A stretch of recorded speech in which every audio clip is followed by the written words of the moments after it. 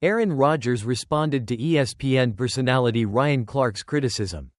After Clark called him a fraud during a segment on ESPN's First Take.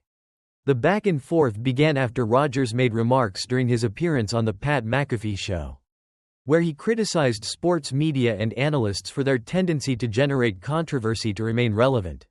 Specifically, Rodgers remarked that many sports personalities today are more focused on offering asinine opinions rather than providing valuable analysis or content, referencing how the sports media landscape has shifted from the highlight-driven days of his youth.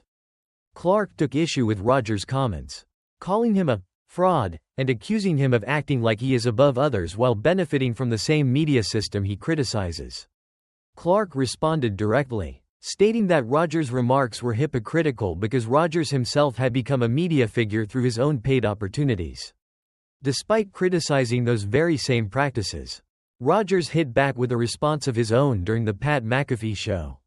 Showing his trademark defiance, he dismissed Clark's criticisms and, as he often does, tied his critics to what he perceives as a bigger, shadowy influence, Big Pharma.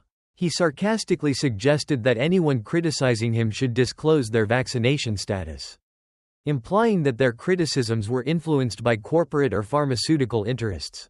He even suggested people who are heavily vaccinated should wear badges displaying their status, framing it as a means to understand where they're coming from.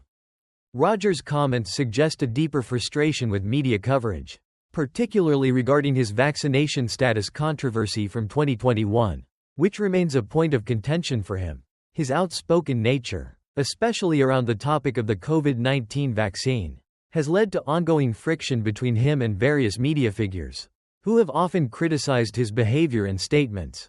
However, Rodgers seems unmoved, emphasizing that he doesn't care about public opinion and framing his critics' comments as a result of outside influences rather than their own individual opinions.